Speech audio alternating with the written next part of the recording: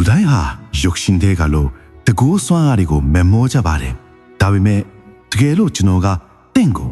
အဲ့ဒီစွမ်းအားတွေဟာတင့်စိတ်ထဲမှာအစင်တင့်ရှိနေပြီသားလို့ပြောရင်ကောတင်ယုံကြည်မလားတင်ဟာမြေကြီးကိုကြည်ယုံနေတဲ့လိုချင်တဲ့နေရာကိုတခဏချင်းရောက်သွားနိုင်တဲ့စွမ်းအားကိုလိုချင်သလားဒါဟာပထဝီကတွင်ရေးတကားဝါပါပဲရေကိုစူးစိုက်ကြည့်ရင်မြေပြင်ပေါ်မှာလမ်းလျှောက်တယ်လို့ရေပေါ်မှာအေးအေးဆေးဆေးလမ်းလျှောက်နိုင်တဲ့စွမ်းအားမျိုးရနိုင်မယ်ဆိုရင်ကောယုံကြည်နိုင်မလားဒါကအပေါ်ကထွန်ရဲ့လွတ်ထွက်ချက်ပါပဲဒါမှမဟုတ်တင့်ကိုယ်တဲကနေမိတော့တွေထွက်စေခြင်းသလားလေလူလင်းမြန်စွာပြန်တန်းခြင်းသလားအမောင်ထဲမှာနေခင်းဘက်လိုအလင်းတွေထုံးလင်းစေခြင်းသလားနေရန်တွေကိုဖောက်ထွင်းမြင်နိုင်တဲ့ X-ray မျက်လုံးမျိုးကိုတောင့်တဖို့ပါသလား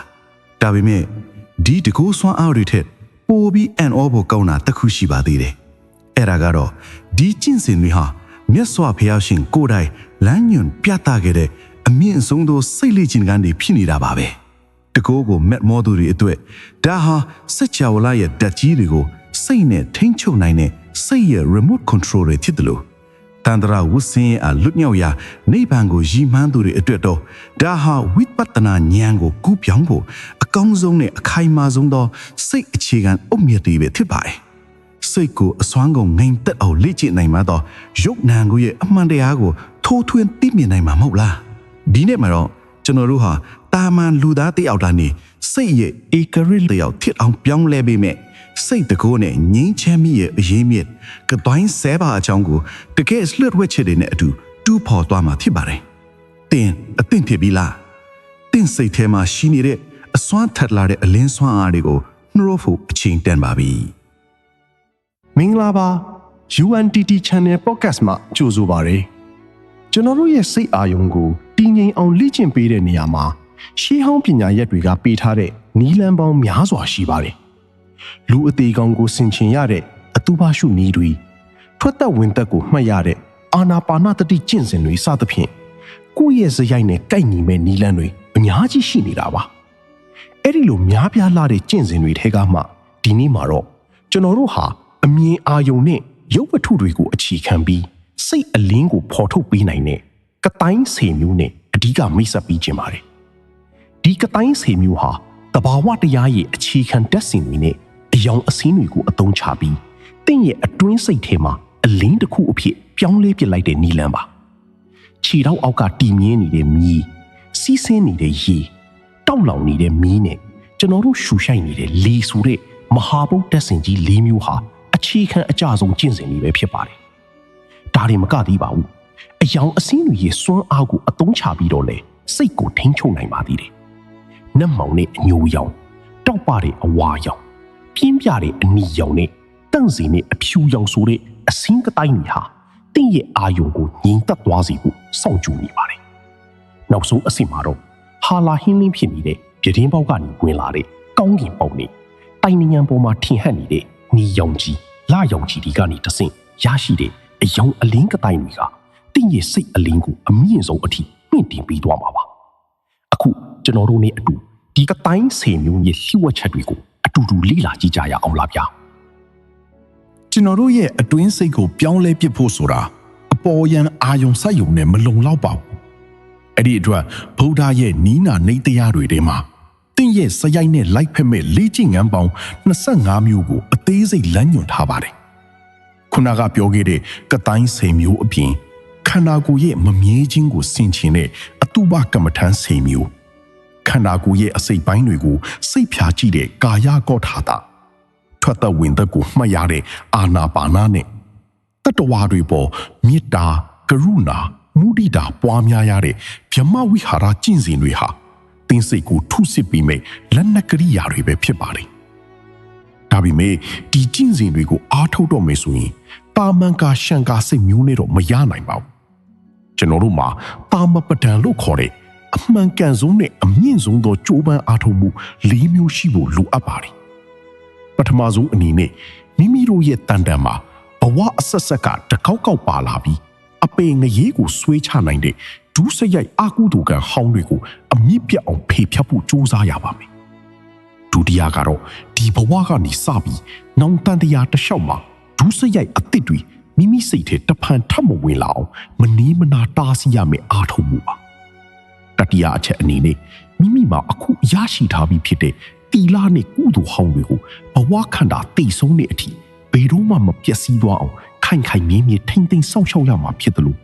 နောက်ဆုံးစတုထအချက်ကတော့မိမိမရောက်ဘူးသေးမရဘူးသေးပဲလိုအပ်နေပြီးတဲ့ကုသိုလ်အတိမျိုးစုံကိုဒီဘဝမှာဒီအမြန်ဆုံးရရှိလာအောင်မနီးမနာအားထုတ်ရမယ့်အချက်ပဲဖြစ်ပါတယ်ဒီနေရာမှာတကယ့်ကိုအံ့ဩဖို့ကောင်းတဲ့စိတ်ပိုင်းဖြတ်ဖို့တစ်ခုရှိပါတယ်အဲ့ဒါကတော့အကျော်အယိုးအရေးပဲကြံ့ကြံ့ပါစီအသားနဲ့သွေးတွေပဲခန်းချောက်သွားပါစီ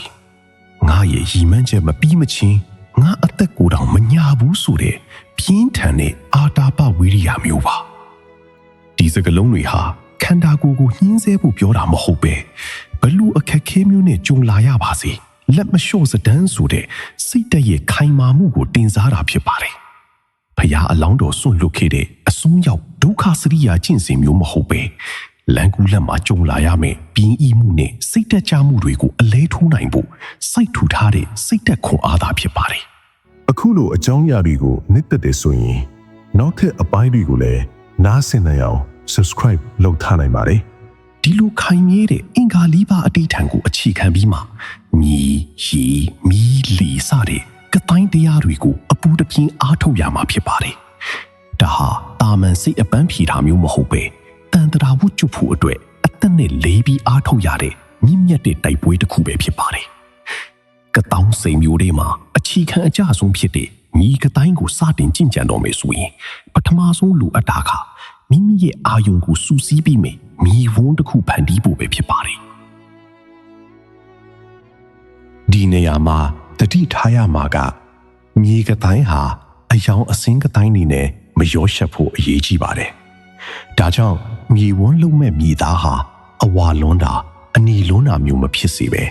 နေအယုံတက်ဆအချိန်မှမြင်ရတဲ့အယောင်မျိုးရှိတဲ့နှုံးမီစီစီကိုအသုံးပြုရမှာပါအဲ့ဒီမြေကိုတဲတွေအမိုက်တွေမပါအောင်စင်ချေစွာစစ်ထုတ်ပြီးရေနဲ့ညှက်နေအောင်နေရပါမယ်ပြီးရင်တော့မိမိရဲ့အထွားနဲ့တထွားခန့်အခြေရှိတဲ့အဝိုင်းချက်လေးတစ်ခုပြုလုပ်ရမှာဖြစ်ပါတယ်ဒါဟာလှဲပြီးဝန်တစ်ခုလို့ဒါမှမဟုတ်စီမျက်နှာပြင်တစ်ခုလို့ချောမွေနေဖို့လိုအပ်ပါတယ်အဲ့ဒီအဝိုင်းရဲ့အနာပတ်လီမှာတော့အဖြူရောင်သို့မဟုတ်အစိမ်းရောင်စီးမင်လေးနဲ့အနာသက်ပေးထားရပါမယ်ဒါမှသာမြေသားရဲ့အာယုံဟာအပြင်ကိုလွင့်မထွက်ပဲအဝိုင်းထဲမှာတင်စူးစီးနေမှာဖြစ်ပါတယ်ဒီနေရာမှာစိတ်ဝင်စားစရာကောင်းတဲ့အချက်တစ်ခုကတော့မြေဝန်းရဲ့အရွယ်အစားပါအဝိုင်းငယ်ရင်စိတ်ကိုထိန်ချုပ်ရလွယ်ပြီးအာယုံနှမိရလွယ်ပြီးမဲ့စိတ်အင်အားကတော့တိတ်ပြီးမကြီးထွားလာပါဘူးအဝိုင်းကြီးရင်တော့စိတ်ကိုအနိုင်ယူဖို့ခက်ခဲတတ်ပြီးမဲ့အောင်မြင်သွားတဲ့အခါမှာတော့ပုံမူကြီးမားတဲ့စိတ်ဆွမ်းအားကိုရရှိစေပါတယ်အရေးအကြီးဆုံးကတော့ဒီလိုဖန်တီးထားတဲ့မြေကတိုင်းဝန်းကိုအကြီးအကြီးမစွန်းစီပဲဘုံပေတာမျိုးမရှိစီပဲမြတ်စွာဘုရားရဲ့တတ်တော်တဆူလို့အလွန်အမီယူသည်လီမြတ်စွာထားရှိရမှာဖြစ်ပါတယ်ဒါဟာတာမန်မြေချက်တစ်ခုမဟုတ်တော့ပဲတင်းရဲ့စိတ်အလင်းကိုဖော်ထုတ်ပြီးမြင့်မြတ်တဲ့အထောက်ပံ့တစ်ခုဖြစ်သွားလို့ပဲဖြစ်ပါတယ်တင်းဟာဘလူလူမျိုးပဲဖြစ်ဖြစ်ဘလူအဆင့်တန်းမှာပဲရှိနေပါစေဒီနီလန်းအတိုင်းစနစ်တကျစတင်လိုက်မယ်ဆိုရင်စိတ်ရဲ့အံ့ဩဖွယ်ခရီးစဉ်ကိုလောက်လှမ်းနိုင်ပြီဖြစ်ပါတယ်မြေကတိုင်းဝန်းကိုစနစ်တကျပြုလုပ်ပြီးပြီဆိုရင်တော့လက်တွေ့ကျင့်ကြံရမယ့်အပိုင်းကိုရောက်ရှိလာပါပြီဒီအဆင့်ကိုပရိကမ္မနမိတ်လို့ခေါ်ပါတယ်အဓိကကတော့တင်းရဲ့စိတ်ကိုအာယုံတစ်ခုတည်းပေါ်မှာအခြေချနိုင်အောင်ပြင်ဆင်တာပါပထမဆုံးအနေနဲ့ပတ်ဝန်းကျင်ကိုရွေးချယ်ရပါမယ်လူသံတရိษံသံတွေကင်းဝေးပြီးစိတ်ကိုအေးမြစေမယ်စိတ်ငြိမ်တဲ့နေရာမျိုးဖြစ်ရပါမယ်အိမ်မှာပဲဖြစ်ဖြစ်တောအရက်မှာပဲဖြစ်ဖြစ်တယောက်တည်းအနှောင့်အယှက်မရှိတဲ့နေရာမှာတင်ပြင်းခွေပြီးချမ်းသာစွာထိုင်လိုက်ပါပြုလုပ်ထားတဲ့မြေကတိုင်းဝန်းကိုတော့မိမိရဲ့ရှိတဲ့လက်လန်းမီယုံအကွာဝေးမှာထားရပါမယ်ကြည့်ရှုတဲ့အခါမှာလဲခေါင်းကိုငို့လွန်းတာမော့လွန်းတာမျိုးမရှိစေပဲမျက်စိနဲ့ပနာရယုံအနေထားမှာထားရှိဖို့လိုပါတယ်ကျင့်စဉ်ကိုတိုက်ရိုက်မစတင်ခင်မှာတင်ရဲ့စိတ်ကိုအရင်ဆုံးတန့်စင်အောင်ပြုလုပ်ရပါမယ်မြတ်စွာဘုရားရဲ့ဂုဏ်တော်တွေကို အာယုံပြုတ်ရှိခိုးပြီးနောက်ငါရဲ့ပတ်ဝန်းကျင်မှာရှိတဲ့တတ္တဝါအားလုံးဘေးရန်ကင်းကွာပြီးကောင်းမြတ်တဲ့အာယုံတွေနဲ့တွေ့ဆုံပါစေလို့စူးစူးဆိုင်ဆိုင်မြတ်တာပို့တာပါပြီးရင်တော့ငါဟာတနေ့မှအေကံအမှန်သိရမှာပါလားမသိခင်မှာကိုးကွယ်ရာအစစ်ကိုရအောင်လုပ်မယ်ဆိုတဲ့တည်ခြင်းတရားကိုဆင်ခြင်တဲ့မရဏတိညာကိုလည်းစိတ်ထဲမှာဖြစ်စေရပါမယ်ဒါဟာတင်ရဲ့စိတ်ကိုမာနတွေကင်းစင်စေပြီးတရားအပေါ်မှာအလေးအနက်ထားလာအောင်ပြုလုပ်ပေးတာပါဒီကတိုင်းကျင့်စဉ်ဟာဖယားပစ္စည်းကဗုဒ္ဓနဲ့အရိယာအရှင်မြတ်တွေဦးနာတီဘေးကနေလွတ်မြောက်ဖို့ကြင်ကြံခဲ့တဲ့နီလန်းဖြစ်တယ်ငါအတွက်လည်းကိုးကွယ်ရာအစစ်ပဲလို့ဆင်ခြင်လိုက်ပါအဲ့ဒီနောက်မှာတော့အလွန်မြတ်နိုးတဲ့စိတ်ရအောင်ယူမယ်ဆိုတဲ့ပြင်းပြတဲ့စန္ဒနဲ့ရှေ့ကမြေကတိုင်းဝန်းကိုစိုက်ကြည့်လိုက်ပါအဲ့ဒီလိုကြည့်ရှုနေရင်မြေဝန်းရဲ့ပုံရိပ်ဟာတင်းစိတ်ထဲမှာဆွဲထင်လာတဲ့အခါမှာတော့အောင်မြင်မှုရဲ့ပထမဆုံးခြေလှမ်းဖြစ်တဲ့ပရိကမ္မနမိတ်ကိုတင်ရရှိပိုင်ဆိုင်သွားပြီဖြစ်ပါတယ်အခုကျွန်တော်တို့မြေကတိုင်းရဲ့အနက်ရှိုင်းဆုံးအဆင့်ဖြစ်တဲ့စိတ်ထဲမှာပုံရိပ်ကိုအပိုင်ဖမ်းယူတဲ့အဆင့်ကိုရောက်ရှိလာပါပြီဒီခရီးစဉ်မှာအဓိကမှတ်တိုင်၃ခုရှိပါတယ်အဲ့ဒါတွေကတော့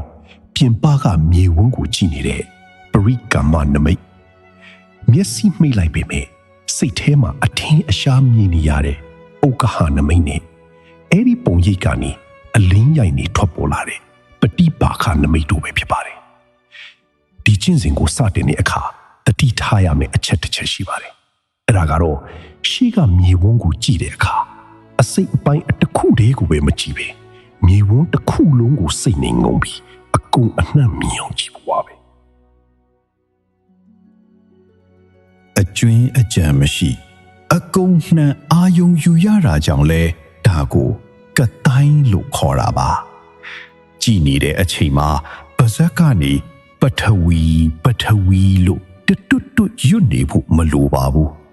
စိတ်ထဲကနေသာမြေလို့မှတ်နေရင်မျက်စိနဲ့မြင်တဲ့အတိုင်းစိတ်ထဲမှာဆွဲကပ်သွားအောင်အာယုံပြုကစူးစိုက်ကြည့်ရမှာဖြစ်ပါတယ်ဒီနေရာမှာခန္ဓာကိုယ်နဲ့စိတ်ရဲ့တိုက်ပွဲကစတင်ပါပြီကြည့်ရှုတဲ့အခါမျက်စိကိုမှီးပြီးမကြည့်ပါနဲ့အိတ်ချင်စိတ်ဝင်လာတတ်လို့ပါအိတ်ချင်လေးမျက်စိကိုပူပြူးလေးလောက်ရပါမယ်မျက်တောင်ကိုလည်းမခတ်ဖဲနှီးနိုင်သမျှနှီးကြည့်ပါစိတ်ကပြုတ်ညံသွားရင်မြေဝန်းကနှစ်ခုဖြစ်သွားတာမျိုးဒါမှမဟုတ်ဝီဝါးသွားတာမျိုးဖြစ်တတ်ပါတယ်အဲ့ဒီအခါမှာစိတ်ကိုတန်တန်ခိုင်ခိုင်ထားပြီးတခြားအာယုံနေစီထွက်မပြေးအောင်တတိနဲ့ကြက်မတ်နှိတ်ကွထားဖို့လိုပါတယ်ကျင့်စဉ်ကကြာလာတဲ့အခါစိတ်ရောကိုယ်ပါမောလာပြီးပြင်းရည်တဲ့စိတ်နားကျင်တဲ့စိတ်တွေဝင်လာပါလိမ့်မယ်အဲ့ဒီအခါမှာတော့မရလျင်မနေဘူးဆိုတဲ့ပြတ်သားတဲ့ဇွဲနဲ့မြင့်မို့တောင်ကြီးကိုဖြိုချမယ်ယောက်ျားတစ်ယောက်ရဲ့ဝိရိယမျိုးကိုမွေးမြူရပါမယ်အန်သွားခဲ့စိတ်ကိုခရောင်းကြိုက်ပြီးအသေးကောင်းကောင်းနဲ့ဆက်ပြီးစိုက်ကြည့်ပါဒီလိုနဲ့စိတ်ထဲမှာဆွဲကပ်သွားပြီလို့ယူဆတဲ့အခါမျက်စိကိုခဏမိတ်ကြည့်လိုက်ပါအကယ်၍မျက်စိဖွင့်ကြည့်တော့ကအတိုင်းမြေဝန်းပုံရိပ်ဟာမျက်စိမှိတ်ထားတဲ့မှောင်မင်းမှုထဲမှာအထင်ရှားပေါ်နေပြီဆိုရင်တော့တင်ဟာဥက္ကဟနမိတ်ကိုအောင်မြင်စွာရရှိသွားပြီဖြစ်ပါတယ်အကယ်၍မရသေးရင်လေစိတ်မပြတ်ပါနဲ့မျက်စိပြန်ဖွင့်ပြီးရအောင်ထပ်ကြည့်ပါဒီဇွဲဒီဝိရိယဟာတင့်ကိုစိတ်ရဲ့အံ့ဩဖွယ်စွမ်းအင်နေစီကိုအရောက်ပို့ဆောင်ပြီးမှဖြစ်ပါတယ်အောင်မြင်မှုရဲ့အရာတာကိုစတင်ခံစားရတဲ့ဒီအဆင့်ဟာတခဲကိုအံ့ဩဖို့ကောင်းပါတယ်တချို့သူတွေကတော့ပါရမီအရောက်အလွယ်တကူနမိတ်ရကြပြီမယ်တချို့ကတော့သက်စွန့်ကြိုးပမ်းအားထုတ်ပြီးမှရရှိကြတာပါအပြင်ကမြေဝန်းကိုကြည့်နေတာကပရိကမ္မနနမိတ်ဆိုရင်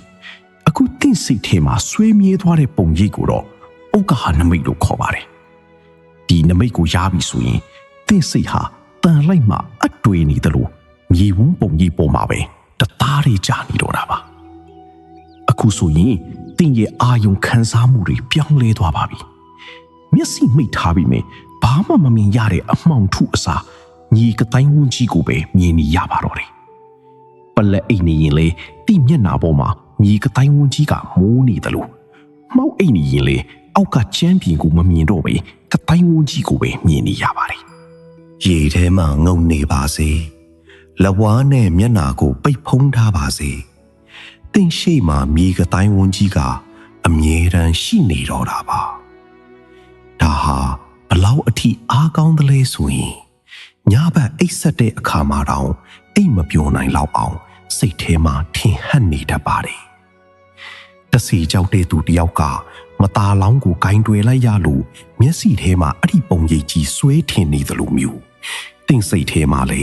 မြေကတိုင်းဝန်းကြီးကဆွေးမြဲနေတာပါကြက်ကြအားထုတ်လေ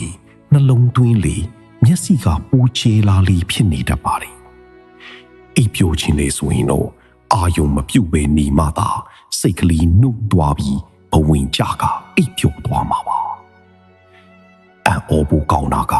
အိယာကနိုးလာတဲ့အခါမှာလေဘာကူမှတတိမရခင်ဒီမြေကတိုင်းဝန်းကြီးကတင့်မျက်နာရှိမှအတင်းဆောင်ကြပြီးနိုးထလာတာပါဒီဥက္ကဟာနမိတ်ခိုင်းမာလာပြီဆိုရင်တော့မောင်မဲနေတဲ့အခန်းထဲမှာတော့မျက်စိဖွင့်ထားရုံနဲ့မြေကတိုင်းဝန်းကြီးကိုအထင်ထားမြင်နေရပါတယ်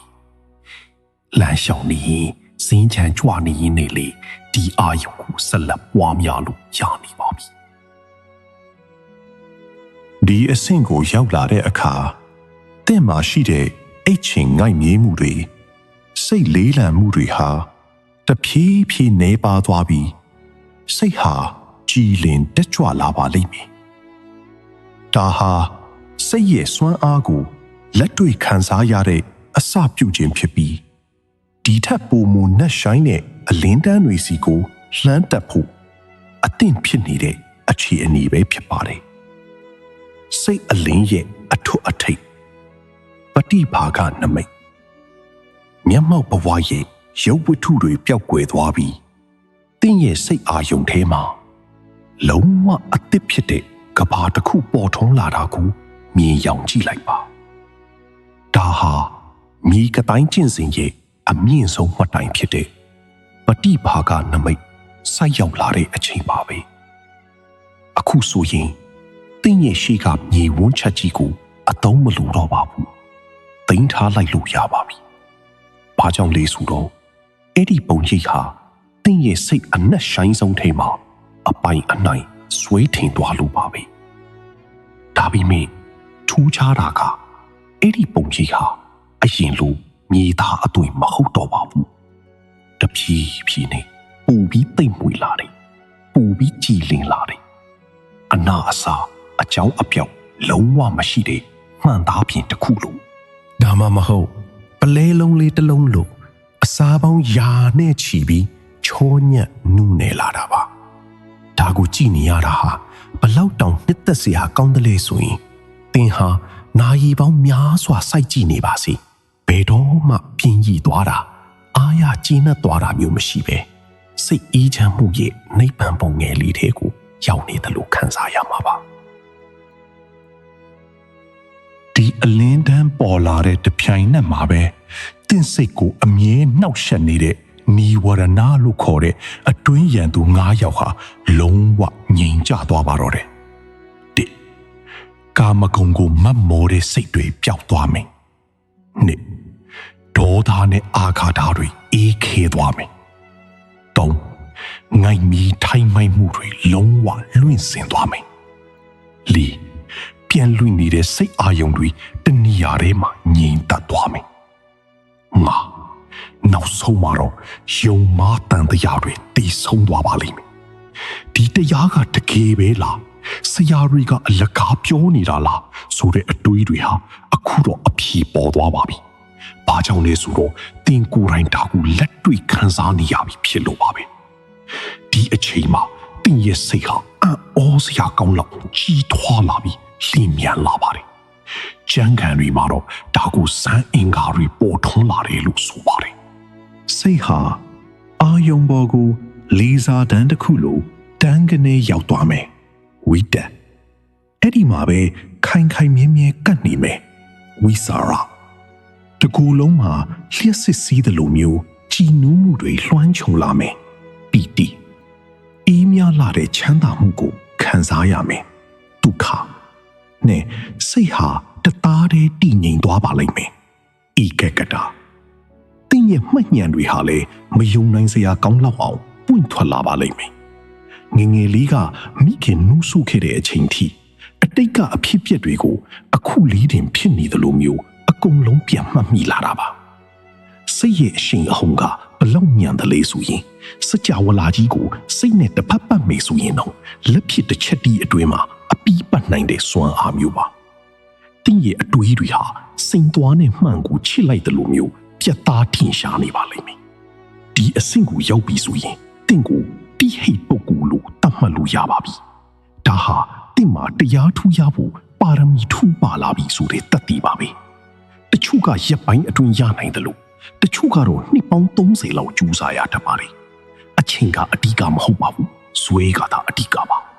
တခါပဲဖြစ်ဖြစ်ဒီအဆင့်ကိုဆက်ရောက်သွားပြီဆိုရင်တော့တင်ဟာစံ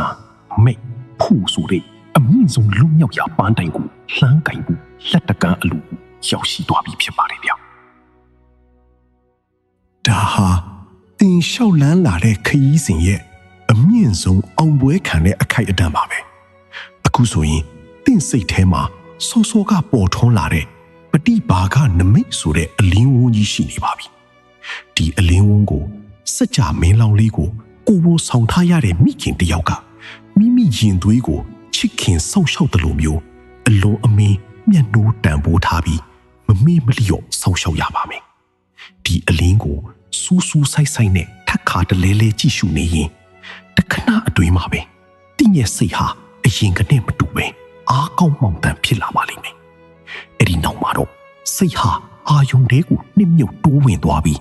ငြိမ်သက်အေးချမ်းသွားတာကိုခံစားရပါလိမ့်မယ်ဒါဟာတခြားမဟုတ်ပါဘူးသမထကျင့်စဉ်ရဲ့အထုအထိပ်ဖြစ်တဲ့ပထမဇန်တွေကိုတင်စတင်ချီချလိုက်တာပဲဖြစ်ပါတယ်ဒီဖြစ်စဉ်ဟာအင်မတန်မြန်ဆန်ပြီးစမ်းကြယ်ပါတယ်တင်းစိတ်ထဲမှာကာမဂုဏ်ခံစားခြင်းနဲ့တဏှာတွေကင်းစင်သွားတဲ့အခါစိတ်ဟာအလွန်ကြီးထွားလာပါတယ်တန်မိုးတစ်ချောင်းကိုတစ်သားထဲမြုပ်နေအောင်ရိုက်သွင်းလိုက်ရင်လှုပ်ရှားရင်းရိုင်ခြင်းမရှိတော့သလိုမျိုးတင်းစိတ်ခါလည်းအာယုန်ထဲမှာအလွန်ခိုင်မြဲစွာဆွဲကပ်သွားပြီးဘလို့မှမတုံ့လှုပ်တော့ပါဘူးဒီအစ်စ်မှာအံ့ဩဖို့ကောင်းတဲ့အချက်ကတော့တင်းရဲ့စိတ်အလိုကိုအပြည့်အဝထိန်းချုပ်နိုင်လာတာပါပဲတင်းဟာအိမ်မက်ထဲကနိုးလာတဲ့လူတစ်ယောက်ကမိမိမက်ခဲ့တဲ့အိမ်မက်ကိုပြန်ဆင်ခြင်းတလူမျိုးငါမှာဝိတက်ရှိပြီးဝိစာရရှိပြီးပီတိဒုက္ခနဲ့ဧကကတာတွေရှိနေပြီဆိုတာကိုပြန်လေစစ်ဆေးနိုင်တဲ့ဝတ္တိဘော၅ပါးဆိုတဲ့အစိမြင့်စွမ်းရည်တွေကိုပိုင်ဆိုင်လာပါလိမ့်မယ်ဒီစွမ်းရည်တွေကြောင့်သင်ဟာစိတ်ရဲ့သခင်တယောက်လိုဖြစ်သွားမှာပါတိအာဝိဇ္ဇနဝတ္တိအယဇန်အင်္ဂါတွေကိုအလိုရှိတိုင်းလျင်မြန်စွာဆင်ခြင်နိုင်မယ်နှစ်တမာပိစနဝတ္တိကြောင့်မိမိအလိုရှိတဲ့အချိန်မှာဇန်ထဲကိုချက်ချင်းတန်းကနေဝင်စားနိုင်မယ်တုံးအဋိဌာနဝတ္တိနဲ့မိမိသတ်မှတ်ထားတဲ့အချိန်အတိုင်းအတာအထိတစ်နာရီကနေ9ရက်တိုင်အောင်ဇန်ထဲမှာအမြဲတမ်းတည်နေနိုင်မယ်လီဝဋ္ဌာနဝတ္တိကြောင့်အချိန်စီတာနဲ့ဇန်ကနေလီမြန်ချုံးမွေစွာပြန်ထွက်နိုင်မယ်ငါပစ္စဝကနာဝတ္တိနဲ့မိမိရရှိခဲ့တဲ့ဇန်အခြေအနေတွေကိုစနစ်တကျပြန်လည်သုံးသပ်နိုင်စွမ်းရှိလာပါလိမ့်မယ်ဒါဟာတာမန်လူသားတစ်ယောက်ရဲ့အစဉ်ကိုကျော်လွန်သွားတာပါသင်ဟာအခုဆိုရင်တနက်နှလုံးတနေ့လုံးဒါမှမဟုတ်9ရက်ပတ်လုံးဇန်အရှိန်အဟုန်ထဲမှာငြိမ်သက်နေနိုင်တဲ့အထိစိတ်ခွန်အားတွေတောင်ပုံရရှိသွားပါပြီဒီလိုဇန်အဘိညာဉ်တွေရရှိသွားတဲ့စိတ်ဟာကာမဘုံရဲ့နေနမိတ်တွေကိုကျော်လွန်သွားပြီးမြင့်မြတ်လှတဲ့ဖြ မြမဘုံအစဉ်အထိအကျိုးပေးနိုင်တဲ့ရူပါဝဇရစိတ်ဖြစ်သွားတာပါဒါကြောင့်ဒီကတုံးကျင့်စဉ်ဟာတာမန်စိတ်အပန်းဖြေမှုမဟုတ်ပါဘူး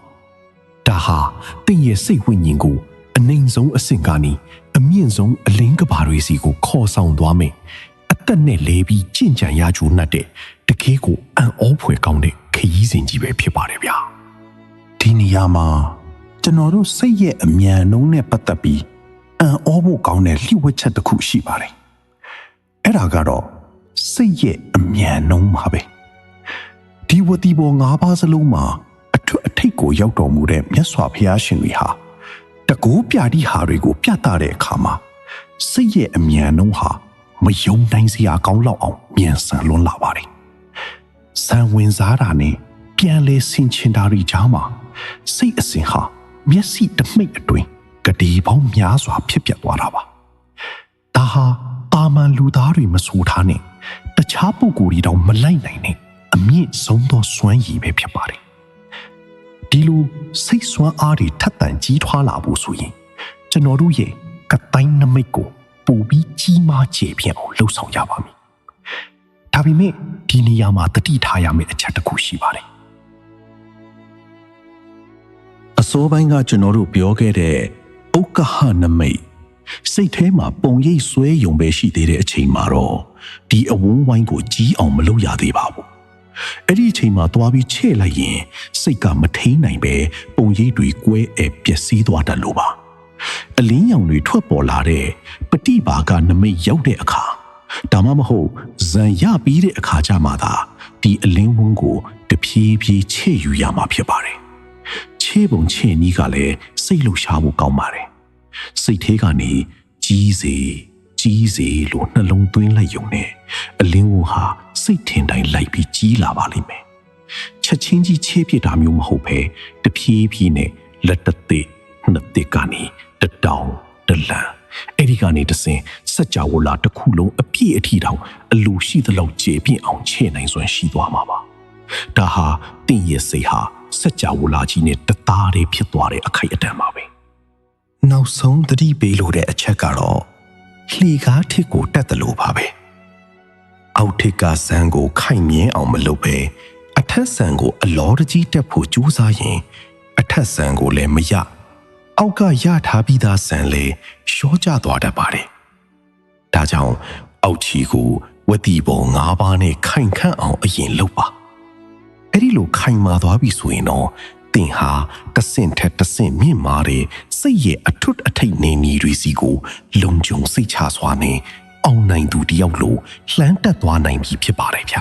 ။အခုဆိုရင်သင်ဟာစိတ်ရဲ့ပထမဆုံးလေကားထစ်ကိုအောင်မြင်တက်လှမ်းနိုင်ခဲ့ပြီဖြစ်ပါတယ်။ဒါပေမဲ့ဒါဟာခရီးဆုံးမဟုတ်သေးပါဘူး။ပူပြီးငြိမ်သက်ပူပြီးအစွမ်းထက်တဲ့ဒုတိယဆန်ဆိုတဲ့အဆင့်မြင့်နေမည်တစ်ခုက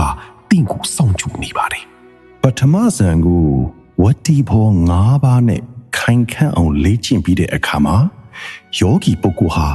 မိမိရရှိထားတဲ့အခြေအနေကိုပြန်ပြီးဆင်ခြင်ကြည့်ရပါတယ်။ငါရဲ့ပထမဆန်ဟာအေးချမ်းပါတယ်ဒါပေမဲ့သူဟာအဆင့်နှိမ့်သေးတယ်စိတ်ကိုအာယုံပေါ်တင်ပြရတဲ့ဝိတက်ဆိုတဲ့အလုတ်ကရှိနေသေးတော့စိတ်ဟာအနှင်းငယ်လှုပ်ရှားနေတော့မယ်ယုံရင်းနေတော့မယ်လို့တတိပြုမိလာတာပါစိတ်ကိုကြည့်လိုက်ပါဥပမာတိတ်ဆိတ်နေတဲ့အခန်းထဲမှာနာရီတစ်လုံးရဲ့စက္ကန့်တန်သွားနေတဲ့အတန်ဟာတိတ်ဆိတ်မှုကိုအနှင်းငယ်နှောက်ယှက်နေတယ်လို့မျိုးပါပဲအဲ့ဒီဝိတက်ဆိုတဲ့စိတ်ကိုအာယုံအပေါ်တင်ပေးနေရတဲ့အလုပ်ကိုမုန်းတီးပြီးဝိတက်မပါတဲ့ပူမှုနဲ့ဆိုင်တဲ့ငြိမ်သက်မှုကိုတင်တောင်းတလာပါလိမ့်မယ်ဒီနေရာမှာတော့ဝိတက်ဆိုတာကိုတော့အကောင်းနဲ့အဆိုးနှမျိုးခွဲမိကြည့်ဖို့လိုပါတယ်ဗျာအဆိုးဘက်ကဝိတက်ရှုပ်ရှက်ခတ်နေတဲ့စိတ်ကျွန်တော်တို့တာမန်အချိန်မှာဖြစ်နေတဲ့ဝိတက်တရားတော့ရှုပ်ရှက်ခတ်နေတာပါအတိတ်ကိုပြန်တွေးလိုက်အနာဂတ်ကိုစိုးရင်လိုက်ဟိုအကြောင်းတွေးလိုက်ဒီအကြောင်းတွေးလိုက်နဲ့စိတ်ကတောင်းစင်ကြီးမရပြီးလွားနေတာမျိုးပါဒါကိုမိစ္ဆာဝိတက်လို့ခေါ်ပါတယ်ဒါဟာစိတ်ကိုပင်ပန်းစီပြီးတည်ငြိမ်မှုမရအောင်နှောက်ယှက်နေတဲ့အရာတွေပေါ့အကောင်းဘက်ကဝိတက်လမ်းကြောင်းတဲ့ပြီးတဲ့စိတ်ဒါပေမဲ့ မြေကတိုင်းကိုအားထုတ်တဲ့အခါမှာတော့ဒီဝိတက်ကိုပဲလက်နက်တစ်ခုအနေနဲ့ပြန်သုံးရပါတယ်ဥပမာစိတ်ကတခြားကိုလွင့်ထွက်သွားဖို့ကြိုးစားတိုင်းမဟုတ်ဘူးမြေဝန်းစီပြန်လာခဲ့ဆိုပြီးစိတ်ကိုအာယုံပေါ်ဆွဲတင်ပြီးတာဟာတမာဝိတက်ပါဒါဟာပြစ်မှတ်ကိုထိအောင်ခဏပြစ်ပေးနေရတဲ့များတစ်စင်းလိုမျိုးဒါမှမဟုတ်လမ်းကြောင်းလွဲသွားတိုင်းပြန်တဲ့ပြီးနေရတဲ့ကားစတီယာရင်ဝီလိုမျိုးပါပဲပထမဆန်မှာတော့ဒီဝိတက်ကစိတ်ကိုအာယုံပေါ်ရောက်အောင်ကူညီပြီးလို့သူဟာမိတ်ဆွေပါဒါပေမဲ့ဒုတိယဆန်ကိုတက်ချင်တဲ့အခါမှာတော့ဒီဝိတက်ဟာရှုပ်ရှက်ခတ်မှုတစ်ခုလိုပြန်ဖြစ်လာပါတယ်ဘယ်လိုမျိုးလဲဆိုတော့ကိုယ်စိတ်ကမြေကတိုင်းအလင်းဝန်းပေါ်မှာအလိုလိုငြိမ်သက်နေပြီအဲ့ဒီအချိန်မှာကတိုင်းစီရောက်ပါစေလို့စိတ်နဲ့လှမ်းတွန်းနေတာဟာပူနေတဲ့အလုပ်ဖြစ်သွားပါပြီအေးချမ်းနေတဲ့ရေပြင်လေးကိုခေးလုံးလေးတွေနဲ့လှမ်းပေါက်ပြီးလမ်းကြောင်းတေ့ပြီးနေတယ်လို့ဖြစ်နေလို့ငြိမ်သက်မှုကိုပြတ်ပြားစေပါတယ်ဒါကြောင့်ဒုတိယဇန်ကိုတက်မဲ့သူဟာဒီဝိတက်စိတ်ကိုလှမ်းတွန်းနေရတဲ့အလုပ်ဟာငါ့ကိုအပြည့်အဝငြိမ်သက်ခွင့်မပေးဘူးသူရှိနေရင်စိတ်ကလှုပ်ရှားနေတော့ပဲလို့ဆင်ခြင်ပြီးဝိတက်ကိုဖယ်ထုတ်ပစ်လိုက်တာပါဝိတက်ဆိုတာစိတ်ကိုအာယုံတစ်ခုပေါ်ရောက်သွားအောင်ဖြစ်တင်ပေးလိုက်တဲ့အချက်ပါပထမဆန်မှာတော့သူကလိုအပ်ပေမဲ့ပူပြီးနှဆိုင်နဲ့ငြိမ်သက်မှုကိုလိုချင်လာတဲ့အခါမှာတော့ဒီဝိတက်ရဲ့လှုပ်ရှားမှုဟာရှုပ်ရှက်ခတ်မှုတစ်ခုလိုဖြစ်နေတာကြောင့်သူ့ကိုစွန့်ပယ်ပြီးဒုတိယဆန်ကိုတက်လန်းရတာဖြစ်ပါတယ်ဗျာအဲ့ဒီအခါမှာသင်ဟာစောကမြေကတိုင်းအလင်းဝန်း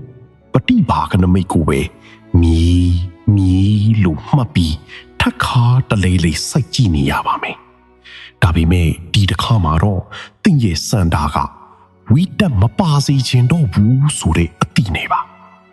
အာထုံမှုကြာလာတဲ့အခါမှာတော့အံ့ဩဖို့ကောင်းတာကသင်စိတ်ထဲကဝိတက်ဟာတဖြည်းဖြည်းတိမ်မွေ့သွားပြီးငုတ်လျူပျောက်ကွယ်သွားပါတော့တယ်အဲ့ဒီအချိန်မှာဝိစာရအာယုံကိုဖိမထားမှုနှစ်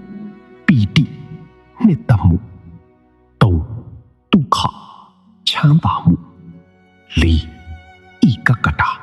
တည်ငြိမ်မှုဆိုတဲ့စံအင်္ဂါ၄ပါးပဲကြံတော့တဲ့ဒုတိယစံဆိုတဲ့အဆင့်ကိုသင်ဆက်ရောက်သွားပါပြီဒီအဆင့်မှာစိတ်ဟာပထမစံထက်အစပေါင်းများစွာပူပြီးငြိမ်သက်သွားတယ်ပူပြီးအားကောင်းလာပါတယ်လှိုင်းထားနေတဲ့ရေပြင်ကနေ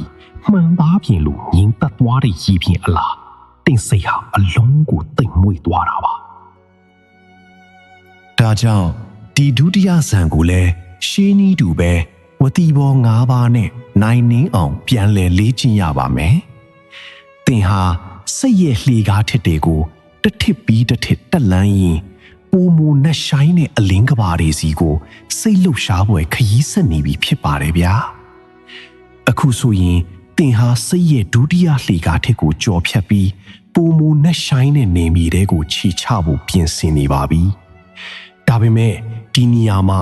ဝိစာရလို့ခေါ်တဲ့အနုစိတ်တဲ့နှောင်ကြိုးတစ်ခုကျန်နေပါသေးတယ်ဒုတိယဇန်ကိုဝတိဘော၅ပါးနဲ့တစ်ဖက်ကန်းခတ်ကျွမ်းကျင်အောင်လေ့ကျင့်ပြီးတဲ့အခါယောဂီပုဂ္ဂိုလ်ဟာမိမိရဲ့စိတ်အခြေအနေကိုပိုပြီးအနုစိတ်ကြည့်လာပါတယ်ငါရဲ့ဒုတိယဇန်ဟာအေးချမ်းနေဆိုပေမဲ့အဆင့်နှိမ့်သေးတယ်စိတ်ကိုအာယုံပေါ်မှာစက်တိုက်ဖီးမားပေးနေရတဲ့ဝိစာရရှိနေသည်လို့စိတ်ဟာလုံးဝဥတုံငြိမ်သက်မသွားသေးဘူး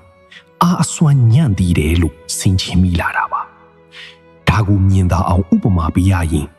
ငှက်တစ်ကောင်ဟာကောင်းကင်မှာပြန်တက်ဖို့တောင်ပန်းကိုခတ်လိုက်တာကဝိတက်ဆိုရင်လီဟုံစီးပြီးတောင်ပန်းကိုဖြန့်ပြီးဝဲနေတာကဝိစာရပါအခုတင်တက်လမ်းမဲ့အစင်ကတော့အဲ့ဒီလိုတောင်ပန်းဖြန့်ပြီးဝဲနေရတဲ့အားစိုက်မှုလေးတောင်မလူတော့ပဲလုံးဝငြိမ်သက်သွားမယ်အစင်ပါဒုတိယဇန်ရဲ့ဝိစာရအာယုံကိုသုံးသက်ဖေးမနေမှုဟာတတိယဇန်နဲ့ရှင်ရင် ယုံရင်ကြမ်းတမ်းနေသေးတယ်လို့မြင်လာတဲ့အတွက်အဲ့ဒီဝိစာရကိုစွန့်ပယ်ပြီးပိုသိမ်မွေ့တဲ့ငြိမ်သက်မှုကိုတောင်းတလာပါတယ်။အဲ့ဒီအခါမှာတော့သင်ဟာမြေကတိုင်းအလင်းဝန်းကိုပဲမြေလို့မှတ်ပြီးထက်ခါထလေလေအားထုတ်ရပါတယ်။ဒီတစ်ခါမှာတော့သင်ရဲ့ဆန္ဒကဝိစာရမပါစီချင်တော့ဘူးဆိုတဲ့ပြတ်သားတဲ့စိတ်နေပါအရှင်ရလာတဲ့အခါမှာတော့သင်စိတ်ထဲကဝိစာရဟာတဖြည်းဖြည်းတိမ်မွေ့သွားပြီးငုတ်လီကိုပျောက်ကွယ်သွားပါတော့တယ်အဲ့ဒီအခါမှာတော့တေပီတီကြည်နူးနှစ်သက်မှုနေဒုက္ခချမ်းသာမှုသုံးဧကကတာတည်ငြိမ်မှုဆိုတဲ့ဇန်အင်္ဂါ၃ပါးပဲကျန်တော့တယ်တတိယဇန်ဆိုတဲ့အဆင့်ကိုသင်ဆိုင်ရောက်သွားပါပြီဒီအဆင့်မှာစိတ်ဟာရှိကဇန်တွေထက်အစာပေါင်းများစွာပူပြီးတိမ်မွေ့သွားတယ်အားအစွမ်းတွေပူပြီးထက်မြက်လာပါတယ်ဒီတတိယဇန်ကိုလေအရင်နေ့တွေအတိုင်းပဲဝတိပုံ၅ပါးနဲ့နိုင်နေအောင်ထပ်မံလေ့ကျင့်ရပါမယ်သင်ဟာစိတ်ရဲ့ယုံရင်းနဲ့အလွှာတွေကိုတစ်ခုပြီးတစ်ခုခွာခြားရင်စကြဝဠာရဲ့အေးချမ်းမှုအစစ်အမှန်စီကိုတလှမ်းချင်းနီးကပ်လာနေပြီဖြစ်ပါတယ်ဗျာအခုဆိုရင်သင်ဟာစိတ်ရဲ့နှဆိုင်ရင်ခီးမှာအတော်လေးကိုခီးပေါင်းနေပါပြီဒါပေမဲ့အစင်းမြင့်တဲ့မြင့်တဲ့စိတ်အခြေအနေကိုတလှမ်းဖို့ဆိုရင်သင်ကိုဆွဲဆောင်နေတဲ့ကြည်နူးမှုဆိုတဲ့နှောင်ကြိုးကိုတောင်ဖြတ်တောက်ရမယ့်အချိန်ရောက်လာပါပြီတတိယဇန်ကိုဝတိပေါ်၅ပါးနဲ့တစ်ဖက်ကန်းခတ်ကျွမ်းကျင်ပြီးတဲ့အခါမှာယောဂီပုဂ္ဂိုလ်ဟာပိုပြီးအနုစိတ်တဲ့ဆင်ခြင်မှုကိုပြုလုပ်ရပါတယ်ငါရဲ့တတိယဇန်ဟာအေးချမ်းပါတယ်ဒါပေမဲ့ပီတိလို့ခေါ်တဲ့နှစ်သက်ကြည်နူးမှုကပါနေသေးတယ်ဒီပီတိဟာအလွန်လှုပ်ရှားပြီးပေါ်လွင်လွန်းတယ်ကာမဂုဏ်ခံစားခြင်းနဲ့စိတ်ရိုင်းနေနဲ့လေနီးစပ်နေသေးတယ်လို့မြင်လာတာပါဒါကိုမြင်သာအောင်ဥပမာပေးရရင်သင်ဟာအလွန်လှပတဲ့ပန်းခြံတစ်ခုတည်းရောက်နေတဲ့အခါမှာဖြစ်ပေါ်တဲ့ရင်ခုန်ကြည်နူးမှုဟာပီတိပါပဲဒါပေမဲ့အဲ့ဒီရင်ခုန်ကြည်နူးမှုဟာစိတ်ကိုအနှဲငယ်လှုပ်ရှားစေတဲ့အတွက်လုံးဝအုပ်တုံငြိမ်သက်ခြင်းကိုအဟန့်တာဖြစ်နေစေပါတယ်အခုတင်တက်လှမ်းမဲ့အဆင့်ကတော့အဲ့ဒီလိုရင်ခုန်ကြည်နူးနေစရာမလိုပဲအလွန်အေးမြတီချမ်းနေထုခတတ်တတ်စီကိုတွားမှာပါတင်ဟာပီတိရဲ့ယုံရင်းမှုကိုဆင်ခြင်ပြီးပီတိမပါတဲ့ပူမှုတိတ်မွေးတဲ့အေးချမ်းမှုကိုတောင်းတလာပါတယ်အဲ့ဒီအခါမှာမြေကသွင်းအလင်းဝန်းကိုပဲမီလို့မှတ်ပြီးထက်ခါတလဲလဲအားထုတ်ရပါတယ်ဒီတစ်ခါမှာတော့သင်ရဲ့ဆန္ဒကပီတိမပါစေခြင်းတော့ဘူးဆိုတဲ့ပြတ်သားတဲ့စိတ်နေပါအရှင်ရလာတဲ့အခါမှာတော့သင်စိတ်ထဲကပီတိဟာတဖြည်းဖြည်းတိမ်မွေ့သွားပြီးငုတ်လျူပျောက်ကွယ်သွားပါတော့တယ်အဲ့ဒီအခါမှာတော့တိဒုက္ခချမ်းသာမှုနှစ်ဧကကတာတည်မီမှုဆိုတဲ့ဇန်အင်္ဂါနှစ်ပါးပဲကျန်တော့တဲ့စတုထဇန်ဆိုတဲ့အဆင့်ကိုသင်ဆက်ရောက်သွားပါပြီဒီအဆင့်မှာစိတ်ဟာကြည်နူးလှုပ်ရှားမှုတွေလုံးဝမရှိတော့ပဲအလွန်အေးမြပြီးအားအစွမ်းနဲ့အစမတန်ထက်မြက်လာပါတယ်လီငိမ့်နေတဲ့ညင်တန်းကောင်ရမှာငင်တက်နေတဲ့စီမီတော့အလားတင်စိတ်ဟာအလုံးကိုတီးငိမ့်သွားတာပါဒီစတုထဇန်ကိုလေအရင်နည်းတွေအတိုင်းပဲဝတိပုံ၅ပါးနဲ့နိုင်နေအောင်ထပ်မံလှည့်ကျင်ရပါမယ်သင်ဟာစိတ်ရဲ့ပိုးလွင်တဲ့အလွှာတွေကိုတစ်ခုပြီးတစ်ခုဖေရှားရင်စစ်မှန်တဲ့ငြိမ်သက်ခြင်းရဲ့ဗဟုချက်စီကိုရောက်ရှိလာဖို့ဖြစ်ပါလေဗျာနောက်ဆုံးမှာတော့သင်ဟာရုပ်ဝတ္ထုကဘာရဲ့စိတ်ဆွမ်းအားအမြင့်ဆုံးအဆင့်ကိုရောက်ရှိလာပါပြီဒါဟာတမထခရီးစဉ်ရဲ့အထွတ်အထိပ်ဧကရစ်လို့တင်စားရမယ်ပင်စမဇန်အဆင့်ပဲဖြစ်ပါတယ်စတုထဇန်ကိုဝတီဘော၅ပါးနဲ့တစ်ဖက်ကန်းခတ်နိုင်နှင်းသွားတဲ့အခါသင်ဟာပူပြီးတော့တောင်နှက်ဆိုင်တဲ့အမှန်တရားတစ်ခုကိုမြင်လာပါတယ်အဲ့ဒါကတော့ဒုက္ခလို့ခေါ်တဲ့ချမ်းသာမှုအပေါ်မှာဆင်ခြင်မိတာပါငါရဲ့စတုထဇန်မှာ ဒုက္ခဆိုတဲ့ချမ်းသာမှုရှိနေသေးတယ်ဒီချမ်းသာမှုဟာကာမဂုဏ်ရဲ့ဒုက္ခတွေနဲ့နီးစပ်နေသေးသလိုစိတ်ကိုပိုလွင်လှုပ်ရှားစေတော့မယ်လို့တွေ့ရှိလာတာပါစိတ်ကိုကြည့်လိုက်ပါအလွန်ตาရတဲ့သချင်းတစ်ပုဒ်ကိုနားထောင်နေရတဲ့အခါခံစားရတဲ့ချမ်းသာမှုဟာစိတ်ကိုငြိမ်သက်တယ်ဆိုပေမဲ့အဲ့ဒီသချင်းကိုตาရနေရတဲ့အတွက်စိတ်ဟာအနည်းငယ်တော့လှုပ်ရှားနေရပါသေးတယ်အခုတင်တက်လှမ်းမဲ့အဆင့်ကတော့အဲ့ဒီตาရမှုကိုတော့ကြော်လွန်ပြီးဘာကူမှตาရခြင်းမရှိမตาရခြင်းလေးမရှိတဲ့လုံးဝဥတုံငြိမ်သက်တဲ့ဥပိ္ပခနေမည်ပဲဖြစ်ပါလေ အခုလိုတရားဓမ္မနဲ့ခေတ်သစ်အမြင်ဗီဒီယိုလေးတွေကိုနှစ်သက်တဲ့ဆိုရင်ကျွန်တော် channel လေးကတင်ထားတဲ့ဗီဒီယိုအားလုံးကိုတစုတစည်းတဲ့အဆက်မပြတ်နားဆင်နိုင်ဖို့ playlist စုစည်းပေးထားပါတယ် channel ရဲ့ playlist tab ထဲမှာဝင်ရောက်ပြီးအလုပ်လုပ်ရင်းဖြစ်စေအိယာဝင်ကားနီးမှာဖြစ်စေအေးလူလူတပုတ်ပြီးတပုတ်အလိုလျောက်နားဆင်ချင်တယ်ဆိုရင်တော့အဲ့ဒီ playlist လေးကိုနှိပ်ပြီးနားဆင်ဖို့ဖိတ်ခေါ်ချင်ပါတယ်ဗျာ သင်ဟာဒုက္ခရဲ့ယုံရင်းမှုကိုဆင်ခြင်ပြီးအရာရာကိုအလဲအလတ်ရှုမြင်တဲ့ဥပိ္ပခါကိုတောင်းတလာပါပြီမိကတိုင်းအလင်းဝန်းကိုပဲမြေလို့မှတ်ပြီးထက်ခါတလဲလဲအားထုတ်ရပါတယ်ဒီတစ်ခါမှာတော့သင်ရဲ့ဆန္ဒကဒီချမ်းသာမှုဒုက္ခကိုတောင်ငါမလူချင်တော့ဘူးဆိုတဲ့ပြတ်သားတဲ့စိတ်ဓာတ်နဲ့ပါအရှင်ရလာတဲ့အခါမှာတော့သင်စိတ်ထဲကကောင်းတယ်လို့ခံစားမှုဒုက္ခဟာတဖြည်းဖြည်းတိမ်မွေသွားပြီးငုတ်ဖြိုးပြောက်ွယ်သွားပါတော့တယ်အဲ့ဒီနေရာမှာတိဥပိ္ပခအကောင်းအဆိုးနှစ်ဖက်တို့မကြပဲ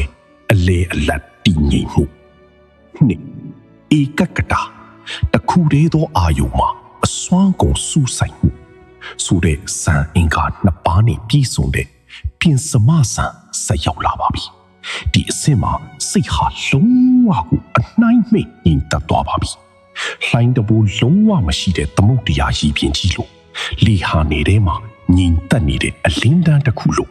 တင်ရဲ့စိတ်ကွန်အားအထုအထိတ်ကိုရောက်သွားတာပါဒီပြင်စမဆန်ကိုလေဝတိပေါင်း၅ပါးနဲ့ခိုင်ငဲအောင်ပြုလုပ်ရပါမယ်ဒါဟာရူပဝဆရအစံတွေထဲမှာအမြင့်ဆုံးနဲ့အားအကောင်းဆုံးအဆင့်ဖြစ်ပြီး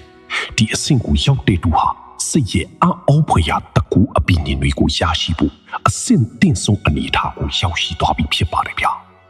အခုဆိုရင်ကျွန်တော်တို့ဟာဇန်အဆင့်အဆင့်ကိုတက်လန့်ပုံနီးစနစ်တည်းရဲ့နောက်ွယ်ကစိတ်ဝင်စားစရာကောင်းတဲ့ကွဲပြားမှုတွေကိုလေ့လာကြည့်မှာပါ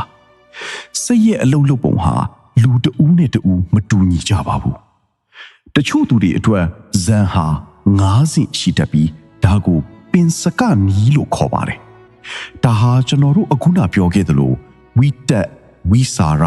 ပီတိဒုက္ခဆိုတဲ့အင်္ဂါရက်တွေကိုတဆင့်ချင်းခွာခြားသွားတဲ့နီးလမ်းပါဒါပေမဲ့တချို့သူတွေကြတော့စိတ်ဆွမ်းအားအယမ်းထက်မြက်တဲ့အတွက်ဝိတက်နဲ့ဝိစာရနှစ်ခုလုံးကိုတစ်ပြိုင်တည်းပယ်ချနိုင်ကြပါတယ်သူတို့အတွက်ကတော့ဇန်ဟာ4ဆင့်ပဲရှိပြီးဒါကိုစတုကနီးလို့ခေါ်ပါတယ်ဘယ်နီးနဲ့ပဲဖြစ်ဖြစ်ပန်းတိုင်ကတော့အတူတူပါပဲဒီနေရာမှာမီးစရာရှိတာပါဒါကိုဘာလို့ကတိုင်းလို့ခေါ်တာလဲဆိုတာပါအဖြေကရိုးရှင်းပါတယ်ကျွန်တော်တို့ဟာမြေဝန်းဆိုတဲ့အာယုံကိုအခြေခံပြီးဒီဇန်တွေကိုရရှိတာဖြစ်လို့ဒီဇန်အားလုံးကိုပထဝီကတိုင်းလို့ပဲအမည်တက်လိုက်တာပါ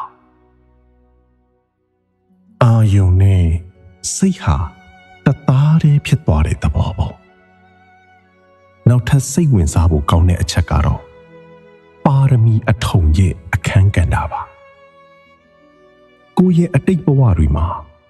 ဒီလိုမြေကတိုင်းကိုကျင့်ကြံခဲ့မှုတဲ့ပါရမီရှိခဲ့မယ်ဆိုရင်သင်ဟာ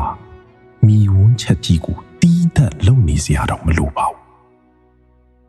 လမ်းလျှောက်ရင်းမြင်ရတဲ့ပကတိမီပြင်လေကွင်းပြင်ဒါမှမဟုတ်ကောင်းနေတလင်းတွေကိုကြည့်ပြီးမီလူနှလုံးသွင်းလိုက်တာနေတယ်စိတ်ဟာဇန်လေးကိုတန်းကနေရောက်သွားနိုင်ပါတယ်ဒါပေမဲ့ဒီလိုပါရမီအထုံမပါခဲ့ရင်လေစိတ်သက်ကြစရာမရှိပါဘူးအခု အခုကျွန်တော်တို့ပြောခဲ့သလိုမိဝန်းကိုစနစ်တကျပြုလုပ်ပြီးဇွဲရှိရှိအားထုတ်မယ်ဆိုရင်မုတ်ချဧကန်ဇံကိုရရှိနိုင်မှာပါဒါဟာတင်းရဲ့စိတ်ကိုအစကနေပြန်လဲပုံဖော်ယူရတဲ့လုပ်ငန်းစဉ်ပါပါရမီရှိသူကလမ်းဖြတ်ကူးသလိုမြန်ဆန်နိုင်ပြီမယ်အခုမှစတင်တဲ့သူကလည်းစနစ်တကျရှောက်လှမ်းမယ်ဆိုရင်ဒီအံ့ဩဖွယ်ကောင်းတဲ့စိတ်အလင်းကဘာစီကိုအရောက်လှမ်းနိုင်မှာဖြစ်ပါတယ်ဗျာမြေကတိုင်းရဲ့အံ့ဩဖွယ်ခရီးစဉ်ကိုအဆုံးသတ်ပြီးတဲ့နောက်အခုဆိုရင်ဒုတိယမြောက်စွမ်းအားစုဖြစ်တဲ့အာပေါ်ရေကတိုင်းစီကိုကျွန်တော်တို့ခြီလမ်းပြင်ကြရအောင်ပါစိတ်ဝင်စားဖို့ကောင်းတာကဒီရေကတိုင်းဟာမြေကတိုင်းနဲ့သဘောတရားချင်းတူညီပေမဲ့ခံစားချက်ချင်းတော့လုံးဝကွဲပြားပါတယ်ရှေးအတိတ်ဘဝတွေကရေကတိုင်းကိုကျင့်ကြံခဲ့မှုတဲ့ပါရမီရှင်တွေအတွက်တော့ဒီကျင့်စဉ်ဟာလွယ်ကူလွန်လာပါတယ်သူတို့ဟာမြစ်ကြီးတွေသမုဒ္ဒရာတွေဒါမှမဟုတ်ရေကန်ကြီးကြီးလေးတွေကိုကြည့်လိုက်ရုံနဲ့တင်စိတ်ထဲမှာရေနမိတ်ဟာတန်ကနေပေါ်လာတတ်ပါတယ်ဒါပေမဲ့တင်ဟာအခုမှစတင်မဲ့သူဆိုရင်တော့အတိအကျပြင်ဆင်ရပါမယ်အဝါကျဲကျဲအိုးတလုံးဒါမှမဟုတ်စီပိုင်းတစ်ခုတည်းကိုကြည်လင်တဲ့ရေတွေအပြည့်ဖြီးလိုက်ပါအဲ့ဒီနောက်မှာတော့ကျွန်တော်တို့မြေကတိုင်းမှာလေ့ကျင့်ခဲ့တဲ့အဆင့်အတိုင်းစိတ်ငြိမ်တဲ့နေရာမှာထိုင်ပြီးအဲ့ဒီရေပြင်ကိုစူးစိုက်ကြည့်ရပါမယ်ဒီနေရာမှာထူးခြားတဲ့အချက်ကနမိတ်ထင်ပုံပါပဲပထမဆုံးရရှိမဲ့ဥက္ကဟာနမိတ်မှာတော့အပြင်ကရေပြင်အတိုင်းမြင်ရမှာပါရေကလှုပ်နေရင်လှုပ်နေတဲ့အတိုင်းရေပွက်ကလေးတွေပါရင်ပါတဲ့အတိုင်းစိတ်ထဲမှာစွဲထင်နေပါလိမ့်မယ်ဒါဟာရေရဲ့ပဂတိတဘာဝအတိုင်းအတူယူထားတာပါဒါပေမဲ့တင်ဟာဇွဲနဲ့ဆက်လက်အားထုတ်လို့ပฏิဘာကနမိတ်အဆင့်ကိုရောက်သွားတဲ့အခါမှာတော့အံ့ဩစရာကောင်းတဲ့အလှဲ့အပြောင်းကိုမြင်ရပါလိမ့်အဲ့ဒီအချိန်မှာတော့ရေဟာလှုပ်ရှားခြင်းလုံးဝမရှိတော့ပါဘူးရေပွက်ကလေးတွေလည်းပျောက်ကွယ်သွားမယ်အဲ့ဒီပုံရိပ်ဟာအလွန်ကြည်လင်တဲ့မှန်ညိုသားချက်ကြီးတစ်ခုလိုငြိမ်သက်တောက်ပနေပါလိမ့်မယ်ဥက္ကဟာနမိတ်ထက်အစပေါင်းယာနဲ့ချီပြီးကြည်လင်တိမ်မွေ့တဲ့အဲ့ဒီအလင်းဝန်းကြီးဟာတင့်စိတ်ကိုဖန်ဆားထားပါလိမ့်ဒီရေကတိုင်းကနေတဆင့်လေအရင်နည်းတူပဲပထမဆန်ကနေပင်စမဆန်အထိစိတ်ရဲ့စွမ်းအားအမြင့်ဆုံးအဆင့်တွေကိုတက်လှမ်းနိုင်ပါတယ်အေးမြကြည်လင်တဲ့ရေရဲ့သဘောတရားကိုအခြေခံပြီးတင့်ရဲ့စိတ်ဝိညာဉ်ကိုအေးချမ်းမှုရဲ့အထွတ်အထိပ်စီခေါ်ဆောင်သွားမယ်ဒီခရီးစဉ်ဟာတကယ်ကိုစိတ်လှုပ်ရှားဖို့ကောင်းလာပါတယ်ဗျာအခုဆိုရင်ကျွန်တော်တို့ဟာတတိယမြောက်စွမ်းအားစုဖြစ်တဲ့တီဇောမီးကတိုင်းစီကိုရောက်ရှိလာပါပြီမီးရဲ့ပြင်းပြတဲ့စွမ်းအင်ကိုငြိမ်သက်တဲ့စိတ်စွမ်းအားအဖြစ်ပြောင်းလဲဖြစ်မယ်စိတ်လှုပ်ရှားဖို့ခရီးစဉ်တစ်ခုပေါ့ရှေးအတိတ်ဘဝတွေမှာမီးကတိုင်းကိုလေ့ကျင့်ခဲ့မှုတဲ့ပါရမီရှင်တွေအတွက်တော့မီးပုံကြီးတွေမီးတောက်တွေဒါမှမဟုတ်ဖယောင်းတိုင်မီးတောက်လေးကိုကြီးလိုက်ရုံနဲ့တင်စိတ်ထဲမှာနမီးဟာရုပ်ချင်းထင်လာတတ်ပါတယ်ဒါပေမဲ့အခုမှစတင်မဲ့သူတွေအတွက်တော့အနည်းငယ်ပြင်ဆင်ရပါမယ်မီးတောက်ကိုဓာတ်ရိုက်ကြည့်လို့ရတယ်လို့ပိုပြီးအာယုံစိုက်လို့ကောင်းအောင်ဖြာဒါမှမဟုတ်ဝါကတ်တစ်ခုမှာတထွာလောက်အပေါက်ဖောက်ပြီးအဲ့ဒီအပေါက်ကနေတဆင့်ဟိုဘက်ကမီးတောက်ကိုစိုက်ကြည့်တဲ့နီလန်းကိုလည်းသုံးနိုင်ပါတယ်ဒီကျင့်စဉ်မှာမြင်တွေ့ရမယ့်နမိတ်တွေဟာအလွန်ကိုထူးခြားပါတယ်ပထမဆုံးရရှိမယ့်ဥက္ကဟနမိတ်မှာတော့အပြင်ကမီးတောက်အတိုင်းမြင်ရမှာပါမီးခိုးမှွေတွေမီးလျံရဲ့အရှိန်အဟုန်တွေလောင်စာထင်းချောင်းတွေနဲ့မီးတောက်ရဲ့လှုပ်ရှားမှုတွေကိုစိတ်ထဲမှာအရှိအတိုင်းမြင်နေရပါလိမ့်မယ်ဒါဟာမီးရဲ့တဘာဝအတိုင်းပူပြင်းလှုပ်ရှားနေတဲ့ပုံရိပ်ပါဒါပေမဲ့စိတ်ကိုပူပြီးတည်ငြိမ်အောင်စူးစီးလိုက်လို့ပฏิဘာခနမိတ်အဆင့်ကိုရောက်သွားတဲ့အခါမှာတော့အံ့ဩစရာကောင်းတဲ့ပြောင်းလဲမှုကိုမြင်ရပါလိမ့်မယ်အဲ့ဒီချိန်မှာမီးဟာပူပြင်းတဲ့အရှိန်အဟုန်တွေမရှိတော့ပါဘူးမီးခိုးငွေတွေလောင်စာထင်းတွေလည်းပျောက်ကွယ်သွားမယ်လှုပ်ရှားနေတဲ့မီးတောက်ဟာရုတ်တရက်ရပ်တန့်သွားပြီးအလွန်ငြိမ်သက် တောက်ပတဲ့အလင်းဝန်းတစ်ခုအဖြစ်ပြောင်းလဲသွားပါလိမ့်မယ်။ဒါဟာကောင်းကင်မှာငြိမ်သက်စွာထွန်းလင်းနေတဲ့ရွှေရောင်အလင်းတန်းတစ်ခုလိုမျိုးတင့်စိတ်ကိုကြည်လင်သွားစေမှာပါ။ဒီမိခတိုင်းကနေတဆင့်လေအရင်ဤတူပဲပထမဇန်ကနေပြင်စမဇန်အထိအဆင့်ဆင့်တက်လှမ်းနိုင်ပါတယ်။မိရဲ့ပူပြင်းလှုပ်ရှားတဲ့တဘာဝကိုငြိမ်သက်တောက်ပတဲ့အလင်းအဖြစ်ပြောင်းလဲနိုင်တဲ့ဒီကျင့်စဉ်ဟာတင့်ရဲ့စိတ်ကိုအစွမ်းထက်ဆုံးစွမ်းအင်တွေပေးစွမ်းနိုင်မှာအမှန်ပဲဖြစ်ပါတယ်ဗျာ။အခုဆိုရင်ကျွန်တော်တို့ဟာမဟာဗုလေးပါးရဲ့နောက်ဆုံးစွမ်းအားစုဖြစ်တဲ့ဝါယောလီကတိုင်းစီကိုရောက်ရှိလာပါပြီ။လီဆိုတာမျက်စိနဲ့မမြင်ရတဲ့အတွက်ဒီကျင့်စဉ်ဟာတခြားကတိုင်းနေတဲ့ပူပြီးစိတ်ကူးစိတ်တန်းနဲ့တတိပညာအားကောင်းဖို့လိုအပ်ပါတယ်။ရှေးအတိတ်ဘဝတွေကလေကတိုင်းကိုကျင့်ကြံခဲ့မှုတဲ့ပါရမီရှင်တွေအတွက်တော့ကောင်းကင်ပြင်မှာတိုက်ခတ်နေတဲ့လေညင်းလေးတွေကိုကြည့်ယုံခံစားယုံနဲ့တင်လေနမိတ်ကိုအလွယ်တကူဖမ်းယူနိုင်ကြပါတယ်။ဒါပေမဲ့သင်ဟာအခုမှစတင်မဲ့သူဆိုရင်တော့မျက်စိနဲ့မမြင်ရတဲ့လေကိုမြင်အောင်ကြည့်ဖို့နီးလန်းလေးတွေသုံးရပါမယ်။ဥပမာလေတိုက်လို့တစ်ဖြက်ဖြက်လှုပ်ရှားနေတဲ့မြက်ပင်ဖြားလေးတွေဝါယုံပင်ဖြားတွေဒါမှမဟုတ်သစ်ခိုင်းဖြားလေးတွေကိုကြည့်ပြီး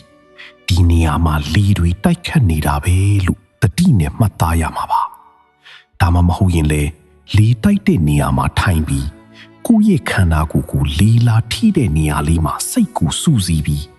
လေလို့နှလုံးသွင်းကဖမ်းယူရပါတယ်ဒီကျင့်စဉ်ရဲ့နမိတ်တွေကတော့အင်မတန်ထူးခြားဆန်းပြပါတယ်ပထမဆုံးရရှိမယ်ဥက္ကဟနာနမိတ်မှာတော့လေကိုမျက်စိနဲ့မြင်နေရတယ်လို့မျိုးခံစားရပါလိမ့်မယ်ရေတွေစီးဆင်းနေတယ်လို့မျိုးဒါမှမဟုတ်မီးခိုးမွေတွေလွင်မျောနေတယ်လို့မျိုးတလွင်လှုပ်ရှားနေတဲ့ပုံရက်အဖြစ်တင်းရဲ့စိတ်အာရုံထဲမှာထင်လာမှာပါလေရဲ့တဘာဝအတိုင်းဖြီးလွင်လှုပ်ရှားနေတာပေါ့ဒါပေမဲ့စိတ်ကိုအစွမ်းကုန်တည်ငြိမ်အောင်ထိန်းချုပ်လိုက်လို့ပฏิဘာဂနမိတ်အဆင့်ကိုရောက်သွားတဲ့အခါမှာတော့အဲ့ဒီလှုပ်ရှားမှုတွေအကုန်လုံးရပ်တန့်သွားပါတော့တယ်ပြေးလွင့်နေတဲ့လေလှိုင်းတွေဟာရုတ်တရက်ငြိမ်သက်သွားပြီးဘလို့မှမတုံ့လှုပ်တော့တဲ့အလင်းဝန်းတစ်ခုအဖြစ်ပြောင်းလဲသွားပါလိမ့်မယ်မျက်စိနဲ့မမြင်ရတဲ့လေကိုအင်မတန်ကြီးလင်းငြိမ်သက်တဲ့ပုံရိပ်တစ်ခုအဖြစ်ပြောင်းလဲပစ်လိုက်တဲ့တင့်စိတ်ရဲ့စွမ်းအားဟာအံ့ဩဖို့အကောင်းဆုံးပါပဲဒီလေကတိုင်းကနေတဆင်လေအရင်နီးတူပဲပထမဇန်ကနေပြင်စမဇန်အထိအဆင့်ဆင့်တက်လှမ်းနိုင်ပါတယ်မမြင်ရတဲ့အရာကိုမြင်အောင်ကြည့်ပြီးလှုပ်ရှားနေတဲ့အရာကိုငြိမ်သက်အောင်လုပ်နိုင်တဲ့ဒီကျင့်စဉ်ဟာတင့်ရဲ့စိတ်ကိုအစွမ်းထက်ဆုံးနေအပြင်းမွေဆုံးအဆင့်လေးစီကိုခေါ်ဆောင်သွားမှာဖြစ်ပါတယ်ဗျာမြေရေမီလေးဆိုတဲ့မဟာဗုဒ္ဓကြီး၄ပါးကိုကြော်ဖြတ်ပြီးတဲ့နောက်မှာတော့အခုဆိုရင်ကျွန်တော်တို့ဟာအယောင်အစင်းနဲ့စိတ်ကိုပြုပြင်ရတဲ့နီလာအညိုကတိုင်းစီကိုရောက်ရှိလာပါပြီဒီကျင့်စဉ်ဟာစိတ်ကိုအေးချမ်းနှက်ဆိုင်စေတဲ့အညိုရောင်အလင်းတန်းတွေစီကိုခေါ်ဆောင်သွားမှာပါရှီအတိတ်ဘဝတွေမှာအညိုကတိုင်းကိုအားထုတ်ခဲ့မှုတဲ့ပါရမီအထုံရှိသူတွေအတွက်တော့ဒီကဘာကြီးဟာကျင့်စဉ်နေမည်ပါပဲသူတို့ဟာပတ်ဝန်းကျင်မှာရှိတဲ့အညိုရောင်တန်းနေတဲ့ပန်းပွင့်တွေအဝတ်အထည်တွေဒါမှမဟုတ်ညိုမောင်တဲ့ဝတ္ထုပစ္စည်းတွေကိုကြီးလိုက်ရုံနဲ့တင်စိတ်ထဲမှာနမိတ်ပုံရိပ်ဟာအလိုလိုပေါ်လာတတ်ပါတယ်ဒါပေမဲ့သင်ဟာအခုမှစတင်လေ့ကျင့်မဲ့သူဆိုရင်တော့အညိုရောင်ကတိုင်းဝန်းလေးတစ်ခုကိုကိုယ်တိုင်ပြုလုပ်ရပါမယ်ရက်တောင်ဝိုင်းလေးလိုမျိုးဒါမှမဟုတ်အိုးဖုံးလိုမျိုးအဝိုင်းချက်လေးပေါ်မှာအကြီးလင်းဆုံးအညိုဆုံးဆေးကိုအချောမွေဆုံးဖြစ်အောင်တုပ်လီလိုက်ပါအဲ့ဒီအညိုရောင်ကိုပိုပြီးထင်ရှားပေါ်လွင်စေဖို့အတွက်အနားသက်လီတွေကိုအဖြူရောင်ဒါမှမဟုတ်အနီရောင်စီးလေးနဲ့အနားသက်ပြရပါမယ်ပြီးရင်တော့စိတ်ငြိမ်တဲ့နေရာမှာထိုင်ပြီးအဲ့ဒီအညိုရောင်ဝန်းလေးကိုစိုက်ကြည့်ကအညိုလူစိတ်ထဲကမှတ်သားပြီးနမိတ်ကိုဖန်ယူရမှာပါ ဒီအညိုရောင်ကျင်းစင်မှာတွေးကြုံရမယ့်နမိတ်တွေဟာအင်မတန်ကိုဆွဲဆောင်မှုရှိလာပါတယ်ပထမဆုံးရရှိမဲ့ဥက္ကဟနမိတ်မှာတော့အပြင်ကဆေးတုပ်ထားတဲ့အဝိုင်းအတိုင်းပဲမြင်ရမှာပါအယောင်အသွေးအနာသက်နဲ့ပုံတရံဟာမျက်စိနဲ့မြင်ရတဲ့အတိုင်းစိတ်ထဲမှာပုံတူကူးပြီးထင်ကြံနေပါလိမ့်မယ်ဒါပေမဲ့သင်ဟာစိတ်ကိုအစွမ်းကုန်တည်ငြိမ်အောင်ထိန်းချုပ်လိုက်လို့ပฏิဘာကနမိတ်အဆင့်ကိုရောက်သွားတဲ့အခါမှာတော့အံ့ဩစရာကောင်းတဲ့အလှအပကိုမြင်တွေ့ရပါလိမ့်မယ်အဲ့ဒီအချိန်မှာတော့အညိုရောင်ဟာအပြင်ကဆေးရောင်လို့မဟုတ်တော့ပါဘူးအစားပေါင်းယာနဲ့ချီပြီးပုံမူကြည်လင်တောက်ပလာပါလိမ့်မယ်အလုံးအဖိုးတန်တဲ့ပဒံများညူချက်ကြီးတစ်ခုကိုအလင်းထဲမှာကြည်နေရသလိုမျိုးချိုးပြောင်လင်းလက်ပြီးနှစ်သက်မျက်နှိုးဝယ်ကောင်းတဲ့အညူရောင်အလင်းဝင်းကြီးအဖြစ်ပြောင်းလဲသွားမှာပါဒီအညူရောင်အလင်းတန်းကနေတဆင့်လေအရင်နီးတူပဲပထမဇန်ကနေပြင်စမဇန်အထိအစင်းစင်းတက်လှမ်းနိုင်ပါတယ်အညူရောင်ရဲ့နှဆိုင်အေးချမ်းတဲ့သဘာဝကိုအခြေခံပြီးတင်းရဲ့စိတ်ဝိညာဉ်ကိုအစွမ်းထက်ဆုံးတည်ငြိမ်မှုတွေစီခေါ်ဆောင်သွားမယ့်ဒီခရီးစဉ်ဟာတကယ်ကိုထူးခြားဆန်းပြလှပါတယ်ဗျာအခုဆိုရင်ကျွန်တော်တို့ဟာအယောင်အစင်းကတုံးနေတဲ့ကဒုတိယမြောက်စွမ်းအားစုဖြစ်တဲ့ပီတအဝါကတုံးစီကိုရောက်ရှိလာပါပြီအဝါရောင်ရဲ့တောက်ပကြည်လင်တဲ့သဘာဝကိုအသုံးချပြီးစိတ်ရဲ့အလင်းတကားကိုဖွင့်လှစ်မဲ့ခရီးစဉ်ပေါ့ရှီအတိတ်ဘဝတွေမှာအဝါကတုံးကိုအားထုတ်ခဲ့မှုတဲ့ပါရမီအထုံရှိသူတွေအတွက်တော့ဒီလောကကြီးဟာရွှေရောင်လွှမ်းနေတဲ့ကျင့်စဉ်နေမိပါပဲသူတို့ဟာလမ်းဘေးမှာပွင့်နေတဲ့အဝါရောင်ပန်းလီတွေဝါဝါဝင်းနေတဲ့အဝတ်အထည်တွေဒါမှမဟုတ်ရွှေအစင်းရှိတဲ့ဝတ္ထုပစ္စည်းတွေကိုကြီးလိုက်ရုံနဲ့တင်စိတ်ထဲမှာအဝါရောင်နမိတ်ဟာရုပ်ချင်းထင်လာတတ်ပါတယ်ဒါပေမဲ့သင်ဟာအခုမှစတင်လေ့ကျင့်မဲ့သူဆိုရင်တော့စနစ်တကျပြင်ဆင်ရပါမယ်ရက်တောင်ဝိုင်းလေးဒါမှမဟုတ်ဦးဖုံးချက်လေးပေါ်မှာအတောက်ပဆုံးအဝါဆုံးစေကိုအချိုးမွေဆုံးဖြစ်အောင်တုပ်လိမ့်ပြီးအဝါကတိုင်းဝန်းလေးတစ်ခုပြုလုပ်ရပါမယ်အဲ့ဒီအဝါရောင်ကိုပူပြီးထင်ရှားပေါ်လွင်စေဖို့အတွက်အနာသက်လေးတွေကိုတော့အနီးအညူအနက်ဒါမှမဟုတ်အဖြူရောင်ဆေးလေးနဲ့အနာသက်ပေးလိုက်ပါပြီးရင်တော့စိတ်ငြိမ်တဲ့နေရာမှာထိုင်ပြီးအဲ့ဒီအဝါရောင်ဝန်းလေးကိုစူးစိုက်ကြည့်ကအဝါလူစိတ်ထဲကမှတ်သားပြီးနမိတ်ကိုဖန်ယူရမှာပါဒီအဝါရောင်ကျင်းစင်မှာသင်တွေ့ကြုံရမယ့်နမိတ်တွေဟာအင်မတန်ကိုအားတက်စရာကောင်းလာပါတယ်ပထမဆုံးရရှိမဲ့ဥက္ကဟနမိတ်မှာတော့အပြင်ကဆေးတုပ်ထားတဲ့အဝါရောင်ဝန်းအတိုင်းပဲမြင်ရမှာပါအယောင်အသွေးနဲ့ပုံတံဟာမျက်စိနဲ့မြင်ရတဲ့အတိုင်းစိတ်ထဲမှာဓာတ်ပုံရိုက်ထားသလိုထင်ကြံနေပါလိမ့်မယ်ဒါပေမဲ့သင်ဟာစိတ်ကိုအစွမ်းကုန်တည်ငြိမ်အောင်ထိန်းချုပ်လိုက်လို့ပฏิဘာကနမိတ်အဆင့်ကိုရောက်သွားတဲ့အခါမှာတော့အံ့ဩစရာကောင်းတဲ့ပြောင်းလဲမှုကိုမြင်တွေ့ရပါလိမ့်မယ်အဲ့ဒီအချိန်မှာတော့အဝါရောင်ဟာအပြင်ကဆေးရောင်လို့မဟုတ်တော့ပါဘူးအစာပေါင်းယာနဲ့ချီပြီးပုံမူဝါဝင်ချိုးပြောင်းလာပါလိမ့်မယ်အလိုအဖိုးတန်နဲ့ပဒံများဝါသို့မဟုတ်ရွှေရက်ဝန်းကြီးတစ်ခုကိုအလင်းထဲမှာကြည်နေရတယ်လို့မျိုးနှစ်သက်မျက်နှိုးပွဲကောင်းတဲ့ရွှေရောင်အလင်းဝန်းကြီးအဖြစ်ပြောင်းလဲသွားမှာပါဒီအဝါရောင်အလင်းတန်းကနေတဆင့်လေအရင်တိုင်းပဲပထမဇန်ကနေပင်စမဇန်အထိအဆင့်အဆင့်တက်လှမ်းနိုင်ပါတယ်အဝါရောင်ရဲ့တောက်ပအေးချမ်းတဲ့သဘာဝကိုအခြေခံပြီးတင့်ရဲ့စိတ်ဝိညာဉ်ကိုအမြင့်ဆုံးတည်ငြိမ်မှုတွေစီခေါ်ဆောင်သွားမယ်ဒီခရီးစဉ်ဟာတကယ်ကိုစိတ်ဝင်စားဖို့ကောင်းလာပါတယ်ဗျာအခုဆိုရင်ကျွန်တော်တို့ဟာအယောင်အစင်းကတုံးနေတဲ့မှာအားအကောင်းဆုံးနဲ့အတောက်ပဆုံးဖြစ်တဲ့လောဟိတအနီကတုံးစီကိုရောက်ရှိလာပါပြီအနီရောင်ရဲ့ပြတ်သားထင်ရှားတဲ့သဘာဝကိုအသုံးပြုပြီးစိတ်ရဲ့အစွမ်းအစာတွေကိုနှိုးဆော်ပြီးမယ်ခရီးစဉ်တစ်ခုပေါ့ရှေးအတိတ်ဘဝတွေမှာအနီကတိုင်းကိုအားထုတ်ခဲ့ဘူးတဲ့ပါရမီရှင်တွေအတွက်တော့ဒီကဘာမြေဟာနီရဲတောက်ပနေတဲ့ကျင့်စဉ်နေမိပါပဲသူတို့ဟာ လမ်းဘေးမှာပွင့်နေတဲ့အနီရောင်ပန်းတွေရဲရဲတောက်နေတဲ့အဝတ်အထည်တွေဒါမှမဟုတ်နီမြန်းတဲ့ဝတ္ထုပစ္စည်းတွေကိုကြည့်လိုက်ရုံနဲ့တင်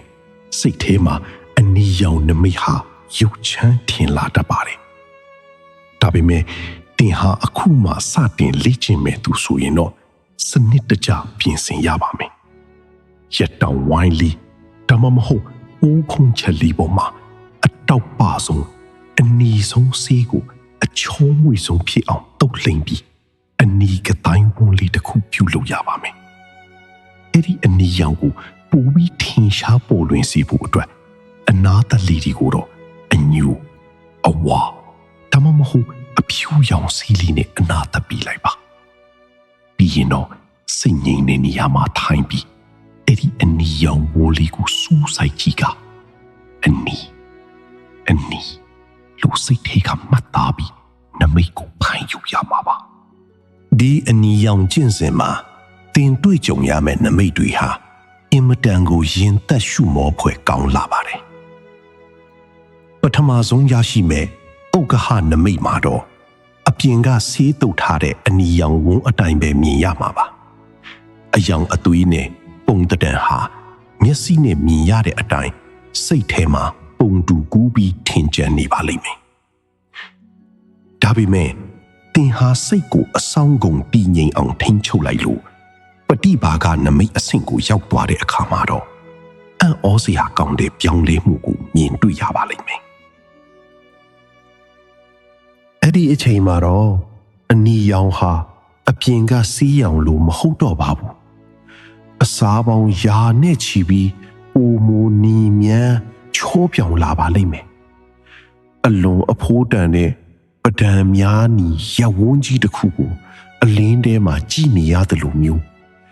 အလွန်နှစ်သက်မျက်နှိုးပွေကောင်းတဲ့အနီရောင်အလင်းဝန်းကြီးအဖြစ်ပြောင်းလဲသွားမှာပါဒီအနီရောင်အလင်းတန်းကနေတဆင့်လေအရင်နီးတူပဲပထမဆန်ကနေပင်စမဆန်အထိအဆင့်ဆင့်တက်လှမ်းနိုင်ပါတယ်အနီရောင်ရဲ့ပြတ်သားတဲ့တဘာဝကိုအခြေခံပြီးတင်းရဲ့စိတ်ဝိညာဉ်ကိုအစွမ်းထက်ဆုံးတည်ငြိမ်မှုတွေစီခေါ်ဆောင်သွားမယ်ဒီခရီးစဉ်ဟာတကယ်ကိုစိတ်လှုပ်ရှားဖို့ကောင်းလာပါတယ်ဗျာအခုဆိုရင်ကျွန်တော်တို့ဟာအယောင်အစင်းကတိုင်းတွေရဲ့နောက်ဆုံးဖြစ်တဲ့ဩဒါတအဖြူကတိုင်းနဲ့အတူအလွန်ထူးခြားတဲ့အလင်းနဲ့ကောင်းကင်ကတိုင်းတွေစီကိုရောက်ရှိလာပါပြီဩဒါတအဖြူကတိုင်းအဖြူရောင်ဟာတန်ရှင်းစင်ကြယ်ခြင်းရဲ့ပြရုပ်ပါပါရမီရှိသူတွေကတော့ဖြူဖြူမြင်သမျှဝိတ္ထုတွေကနေနမိတ်ရနိုင်ပြီမဲ့အခုမှစသူတွေကတော့အဖြူဆုံးစီးကိုအချောဆုံးတုတ်ထားတဲ့ကတိုင်းဝန်းကိုတုံးရပါမယ်အဖြူရောင်ပေါ်လွင်မှုအနာကိုအနက်အဝါဒါမှမဟုတ်အနီနဲ့တပ်ပြရပါတယ်ဥက္ကဟနမိတ်အပြင်ကအဖြူကွက်အတိုင်းမြင်ရပြီအပေါ်ယံမှာရေလိုလှုပ်ရှားအယောင်လေးတွေပါနေတတ်ပါတယ်ပฏิဘာကနမိတ်အဲ့ဒီအပေါ်ယံလှုပ်ရှားမှုတွေပျောက်သွားပြီးအစာပေါင်းများစွာပုံမူဖြူစင်နုနေကပြောင်းလင်းတောက်ပတဲ့အဖြူရောင်အလင်းခေကြီးလို့ဖြစ်သွားပါလိမ့်မယ်အာလောကအလင်းကတောင်ဒါကတော့အယောင်ကိုကြည့်တာမဟုတ်ပဲအလင်းတတ်ကိုကြည့်တာပါအမူပေါက်ဒါမှမဟုတ်နိုင်ရန်ပေါက်ကနေအင်းတဲကိုကျလာတဲ့နေရောင်ကွက်ကိုအလင်းလို့မှတ်ရပါတယ်နေရောင်မရှိရင်မှန်တဲ့ရောင်ပြန်ဟတ်တဲ့အလင်းဒါမှမဟုတ်မီးရောင်ကိုသုံးလို့ရပါတယ်ဥက္ကဟနမိတ်မျက်စိနဲ့မြင်ရတဲ့နေရောင်ကွက်အတိုင်းထင်ပါတယ်ပฏิဘာကနမိတ်တာမန်အလင်းကွက်ထက်ပုံမထူးခဲစွာလင်းလက်လာပြီးအယောင်လုံးအယောင်ခဲကြီးတစ်ခုလုံးစိတ်ထဲမှာထင်ထင်ရှားရှားကြီးဖြစ်လာပါလိမ့်မယ်အာကာသကောင်းကင်ကတိုင်းဒါကတော့ပူပြီးစမ်းကြပါတယ်အရာဝတ္ထုကိုကြည့်တာမဟုတ်ပဲဟင်းလင်းပြင်ကိုကြည့်တာပါနယံဒါမှမဟုတ်အမိုးမှာ ပေါက်ဝိုင်းဝိုင်းလေးဖောက်ပြီးအဲ့ဒီအပေါက်ထဲကမြင်ရတဲ့ဘာမှမရှိတဲ့ဟင်းလင်းပြင်ကိုကောင်းကင်ဟင်းလင်းလူမှတ်ရတာပါဥက္ကဟနမိတ်အပေါက်အနာဆုံးနေနယံအနာဆုံးနေပေါင်မြင်ရပါတယ်ပฏิဘာခနမိတ်အနာဆုံးနေအကုန်ပြောက်သွားပြီးဟင်းလင်းပြင်ကွက်တသက်ကြီးစိတ်ထဲမှာအဆုံးမရှိသလိုထင်လာပါလိမ့်မယ်ဒီကတိုင်းတွေအားလုံးဟာလေမြေကတိုင်းဤအတိုင်းပထမဆန်ကနေပြင်စမဆန်အထိစိတ်ဆွမ်းအားတွေကိုတက်လှမ်းစေနိုင်ပါတယ်အခုဆိုရင်သင်ဟာကတိုင်း10ပါးစလုံးရဲ့သဘောတရားတွေကိုသိရှိသွားပြီဖြစ်လို့မိမိနဲ့အထုံးပါရမီအကိုက်ညီဆုံးဖြစ်မဲ့နီလန်းကိုရွေးချယ်ပြီးစိတ်ရဲ့အမြင့်ဆုံးအလင်းတကားကိုဖွင့်လှစ်နိုင်ပြီဖြစ်ပါတယ်ဗျာဒီကနေ့ကျွန်တော်တို့အတူတူခရီးနှင်ခဲ့ကြတဲ့စိတ်ရဲ့စကြဝဠာကိုအောင်နိုင်ခြင်းဆိုတဲ့ခရီးစဉ်ကြီးကိုညီကုန်းချုပ်ရမယ်ဆိုရင်တော့စိတ်အလင်းရဲ့ဧကရိုက် The Emperor of Inner Light ကျွန်တော်တို့အခုထိပြောပြခဲ့တဲ့ကတိုင်း10ပါးဆိုတာတကယ်တော့အပြင်ပန်းမှာမြင်နေရတဲ့မြေရီမီလီဒီမဟုတ်ပါဘူးအဲ့ဒါတွေကတင်းစိတ်ရဲ့အနက်ရှိုင်းဆုံးအလွှာတွေကိုဖွင့်လှစ်ပြီးမယ်လျှို့ဝှက်တော်ချက် Master Keys တွေပဲဖြစ်ပါတယ်ဗျာဒီနေ့ podcast ကနေကျွန်တော်တို့ရရှိလိုက်တဲ့အကြီးမားဆုံးသင်ခန်းစာကတော့လူစိတ်ရဲ့အံ့ဩဖွယ်ရာစွမ်းအင်ပါပဲပထမခြေလှမ်းမှာကျွန်တော်တို့ဟာမြေပြင်ကိုကြည့်ရင်ရေပြင်ကိုဆိုက်ရင်စိတ်ရိုင်းတွေကိုစတင်ရင်ပန်းအောင်လုပ်ခဲ့ကြတယ်လွင့်စင်နေတဲ့စိတ်တွေကိုအာယုံတစ်ခုတည်းပေါ်မှာစုစည်းနိုင်ဖို့ဝီတက်ဆိုတဲ့လှေကားထစ်ကိုစတင်နင်းခဲ့ကြပါတယ်ခရီးအလယ်မှာကြည်နူးမှုတွေချမ်းသာမှုတွေဆိုတဲ့ပီတိနဲ့ဒုက္ခတွေကိုတောင်ကြော်လွန်ပြီးဘာမှမတုံ့လောက်တော့တဲ့အလွန်အေးမြပြီးအစွမ်းထက်တဲ့ဥပိ္ပခာနေမြေကိုရောက်ရှိခဲ့ကြတယ်ဒီခီးရဲ့ပန်းတိုင်မှာမျက်စိနဲ့မြင်ရတဲ့ရုပ်ရင်းတဲ့နမိတ်တွေဟာစိတ်ထဲမှာအဖိုးတန်တဲ့ပဒံများလိုအလင်းခဲလိုတောက်ပတဲ့ပုံရိပ်တွေအဖြစ်ပြောင်းလဲသွားကြတယ်။ဒါဟာတာမန်မျက်စိနဲ့မြင်ရတဲ့ကဘာထက်အစပေါင်းများစွာပိုလှတဲ့စိတ်ရဲ့ပကြီးခါချက်တွေပါပဲ။သင်ဟာရှေးအတိတ်ကပါရမီရှိခဲ့လို့လမ်းဘေးကမြက်ပင်လေးကိုကြည့်ပြီးဇံဝင်စားနိုင်တဲ့သူပဲဖြစ်ဖြစ်ဒါမှမဟုတ်အခုမှစတင်ပြီးကတိုင်းဝန်းလေးကိုစိတ်ရှိလက်ရှိလှုပ်နေရတဲ့သူပဲဖြစ်ဖြစ်အရေးကြီးဆုံးကစက်မပြတ်အားထုတ်မှုပါပဲဒီချင်းစင်တွေရဲ့အဆုံးမှာသင်ဟာတကူအပိညာဉ်တွေထက်ပိုပြီးအဖိုးတန်တဲ့မိမိကိုယ်ကိုအောင်နိုင်ခြင်းဆိုတဲ့ဆုလပ်ကိုရရှိမှာပါစိတ်ဟာလီငိန်နဲ့ညာရဲ့စီမီတောက်လိုငြိမ်သက်သွားတဲ့အခါသင်ဟာစัจ java လာရဲ့လျှို့ဝှက်ချက်တွေကိုမြင်နိုင်တဲ့အလင်းတိုင်ကြီးတစ်ခုဖြစ်လာပါလိမ့်မယ်။ဒါကြောင့်သင်ရဲ့စိတ်ကိုအကောင်းဆုံးပြုပြင်ပြီးအေးချမ်းတဲ့အလင်းကဘာစီကိုလှမ်းတက်လိုက်ပါလို့တိုက်တွန်းရင်းဒီကနေ့ရဲ့ podcast လေးကိုဒီမှာပဲညီကုန်းချုပ်လိုက်ပါတယ်ဗျာ။အေးချမ်းတဲ့စိတ်နဲ့အတူပုံမူလှပတဲ့ကဘာတစ်ကိုပိုင်ဆိုင်နိုင်ကြပါစေ။ အခုတင်ဆက်ပေးခဲ့တဲ့အကြောင်းအရာတွေကတင့်ထွတ်တစ်စိတ်တစ်ဒေတာပဲဖြစ်ဖြစ်ခွန်အားဖြစ်စေတယ်ဆိုရင်ကျွန်တော်တို့ရဲ့ channel ကို subscribe လုပ်ထားပြီး notification bell လေးကိုလည်းနှိပ်ထားပေးဖို့ဖိတ်ခေါ်ချင်ပါတယ်။ဒါမှသာနောက်မှတင်ဆက်ပေးမဲ့စိတ်ခွန်အားဖြင့်ဓမ္မရတ္တတွေနဲ့ခေတ်တဲ့အမြင်တွေကိုလက်မလွတ်တမ်းနားဆင်နိုင်မှာဖြစ်ပါတယ်။သင်ရဲ့ subscribe တခုဟာကျွန်တော်တို့အတွက်တော့ဒီလိုအနှစ်သာရရှိတဲ့ content တွေဆက်လက်ဖန်တီးဖို့အကြီးမားဆုံးအားစီးတစ်ခွက်ပါပဲအားလုံးပဲ